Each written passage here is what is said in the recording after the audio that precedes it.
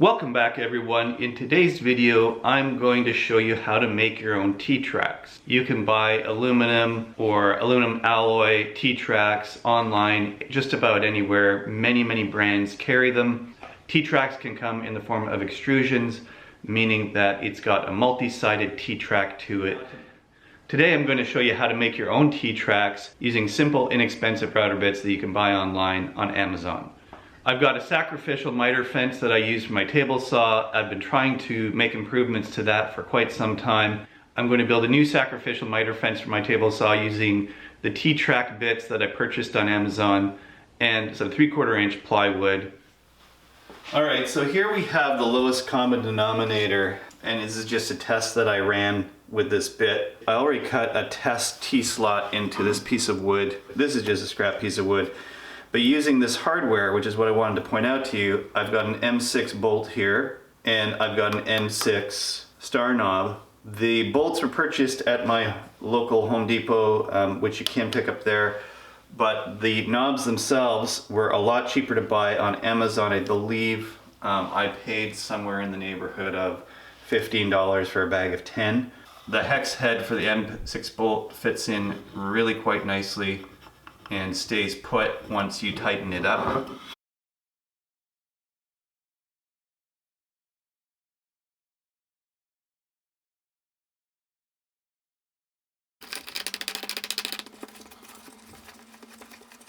So this is the lowest common denominator. It's just a stop block.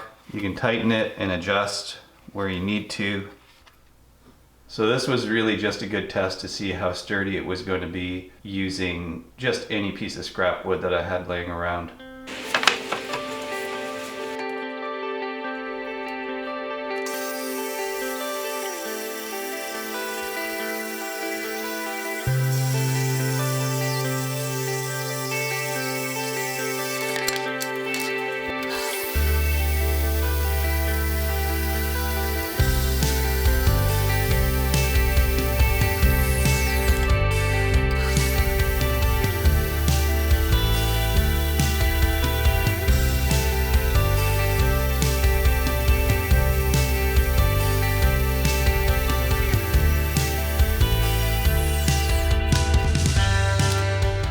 So very important, the first step that you want to take is making your first pass with a straight spiral bit installed in your router.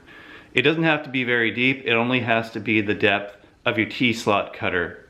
On some woods, and in particular with 3/4 inch plywood, you're going to find that you're going to get some burning if you try to hog out all that material just using the TSlot cutter.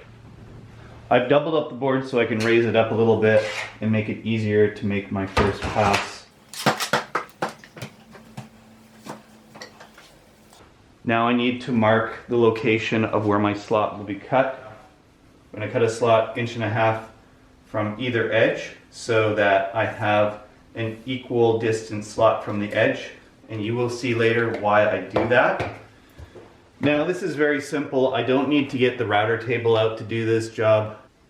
So I'm just going to use the fence that came with my compact router.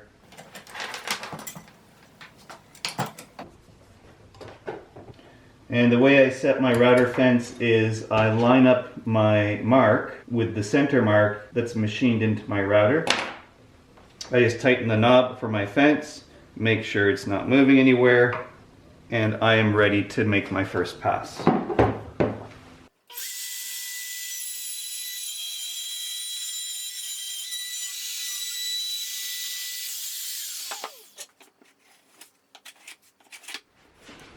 So I flipped it around and I'm doing the other side.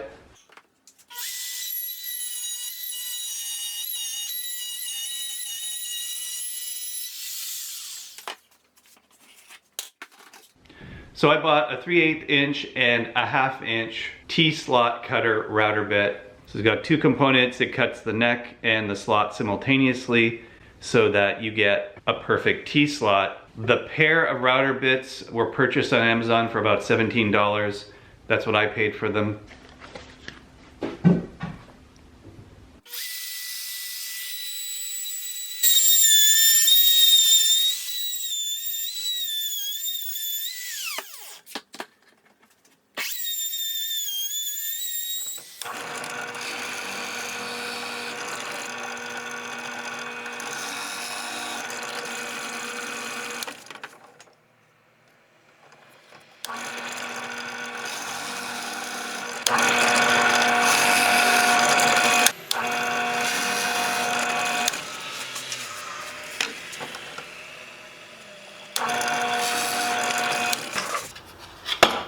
is my old sacrificial miter fence.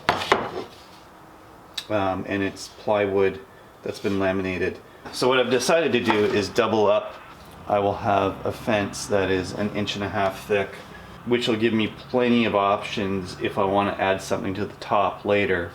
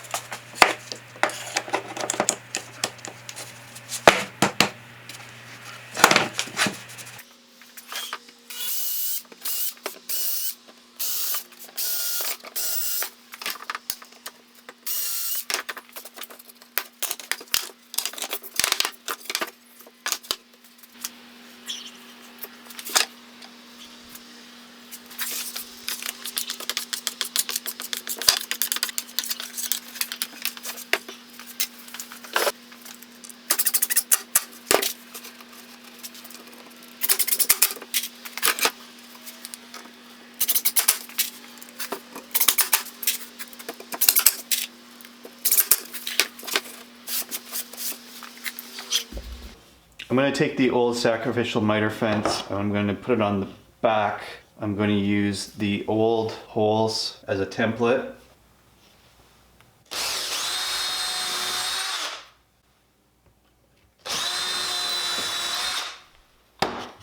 So now I've got holes there.